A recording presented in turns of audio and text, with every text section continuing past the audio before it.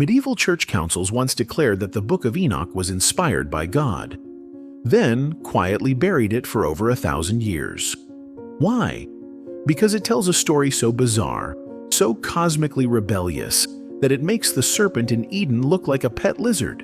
Imagine a group of angels, yes, literal angels, descending to earth, seducing human women, and birthing a race of giants that threaten to wipe out humanity.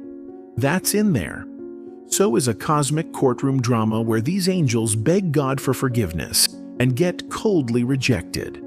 The book reads like Genesis mixed with apocalyptic science fiction. And here's the kicker: the New Testament quotes Enoch directly. So why did it vanish? Who decided it was too dangerous for the Bible? And why did Ethiopian monks preserve it while the rest of Christendom acted like it never existed? This isn't just about a banned book. It's about a version of Christianity that almost was, and the supernatural war it tried to hide. Keep watching, because this rabbit hole goes deeper than Eden. The Book of Enoch was removed from the Bible because it made angels look very, very human. The Book of Enoch opens with a full-on celestial scandal. 200 angels, called the Watchers, descend from heaven not to deliver messages or smite sinners, but to hook up with human women. These are divine beings, mind you, who make a literal pact at Mount Hermon to defy God together. They even assign themselves ranks and leaders like they're forming a union for celestial misconduct. The result? Nephilim. Massive, monstrous hybrids so disruptive they supposedly corrupted all life on Earth. Not just people, animals too. Yes, apparently angelic DNA is contagious. The angels also teach humans forbidden knowledge: astrology, sorcery, cosmetics, weaponry. Basically, everything that ruins innocence and powers civilization. This wasn't just bad behavior. It was seen as a full cosmic betrayal, and it flips the script on the usual divine hierarchy. Angels weren't perfect. They had lust and ambition. That idea made early theologians very twitchy.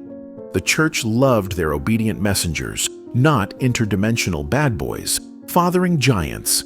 And so Enoch, who documented it all, slowly disappeared from the canon. The giants in Enoch weren't just big, they were apocalyptic parasites. These Nephilim didn't just stomp around breaking trees. They consumed everything: fields, forests, humans. And when the food ran out, they ate each other. This wasn't metaphor. It was horror. The Book of Enoch says their violence was so catastrophic that Earth itself cried out to God. Imagine a planet so traumatized it petitions heaven. This bloodthirsty detail isn't in the usual Sunday school version of Genesis, but it explains why God supposedly sent the flood. Not because humans were naughty, but because his own angels had created a species of divine cannibal giants. Enoch's version of events suggests that the whole Noah story wasn't about bad humanity, but divine cleanup duty. This reframes the flood as a celestial cover-up, a reboot button hit out of desperation. And the implication that angels, supposedly God's perfect creations, could cause such cosmic chaos? That's the kind of thing church leaders might prefer never sees the light of day. Enoch himself never dies. He ascends to heaven and becomes an immortal scribe. In most biblical accounts, people die or vanish mysteriously. Enoch? He gets a promotion. After 365 years on earth, God just takes him. No death, no grave. He's yanked into the sky and transformed into the Archangel Metatron, the celestial record keeper. Yes, Metatron, the same name that sounds like a rejected transformer. In Jewish mysticism, Metatron is the highest of angels, second only to God in power. Enoch's transformation was so radical that some rabbis argued he became more than angelic, a sort of divine bureaucrat with access to secrets even other angels didn't know. This elevation of a human into a godlike being rubbed early Christian leaders the wrong way. It blurred too many lines between man, angel, and God. Also, it made Enoch kind of a big deal, and the church already had a central figure for that role: Jesus.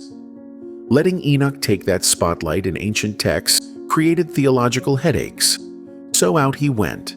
The Book of Enoch influenced the New Testament, then got ghosted. Here's where it gets awkward.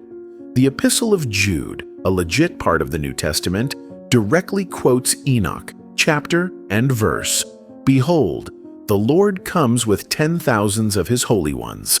That's straight out of 1 Enoch 1:9, which means New Testament authors clearly read and respected the book.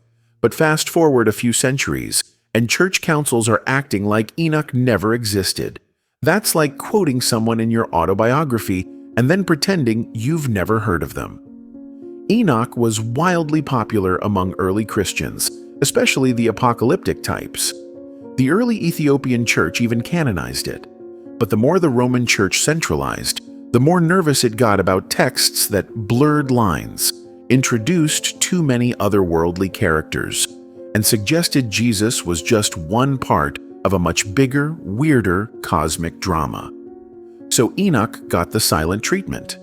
Not declared heresy, just politely forgotten. Multiple church councils deliberately cut Enoch from the canon, with zero explanation. The Council of Laodicea in 363 CE was one of the first to define what books belonged in the Bible. Enoch didn't make the cut. No explanation, no debate recorded. It's just not there. Later councils followed suit, and Enoch became one of many apocryphal texts. But Enoch was different because it had once been included.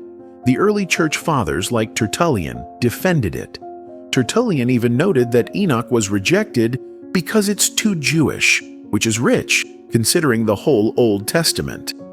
What likely made church authorities uncomfortable wasn't ethnicity. It was control.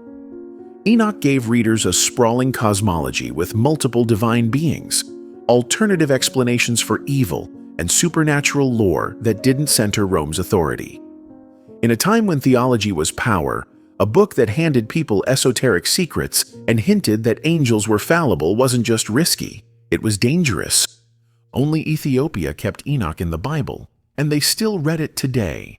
While Europe was purging Enoch, the Ethiopian Orthodox Church casually held on to it like it was no big deal.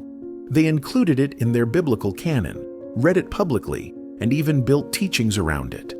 To this day, Ethiopian Christians grow up hearing stories of the Watchers and the Nephilim as part of their faith. The book survived there in the ancient Ge'ez language, completely unaltered. When European explorers rediscovered it in the 18th century, they acted like they'd found a lost gospel. Meanwhile, Ethiopian monks just shrugged. This highlights how the Universal Bible wasn't as universal as advertised. It was curated by committees, politics, and geography. And sometimes whole books got deleted not because they were wrong, but because they were too weird to manage. Modern rediscovery of Enoch rewrote biblical archaeology and caused a lot of sweating in seminaries. When James Bruce brought copies of the Ethiopian Book of Enoch to Europe in the late 1700s, it caused an academic freakout. Biblical scholars suddenly had to explain why a book directly quoted in the Bible had vanished for 1,300 years. It wasn't some fringe scroll. It had detailed prophecies, angelic hierarchies, and even a cosmic judgment that paralleled Revelation. More awkward, the Dead Sea Scrolls, discovered in the 1940s, included large fragments of Enoch in Aramaic. This proved it wasn't just an Ethiopian anomaly. It had circulated widely among Second Temple Jews. It was legit.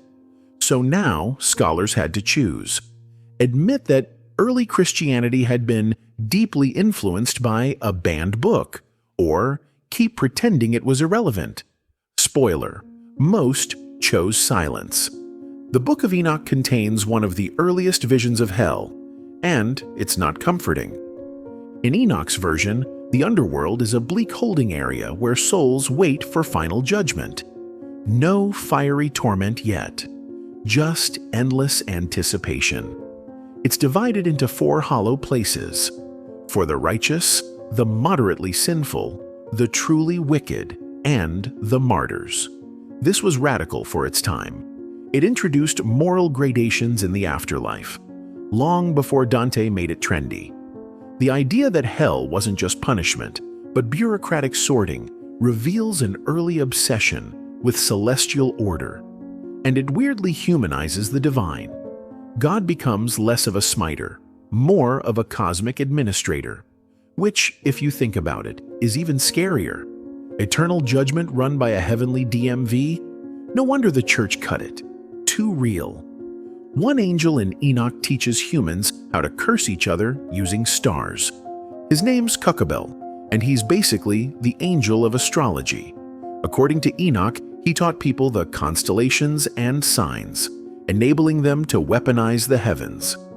This wasn't cute zodiac nonsense. This was occult warfare.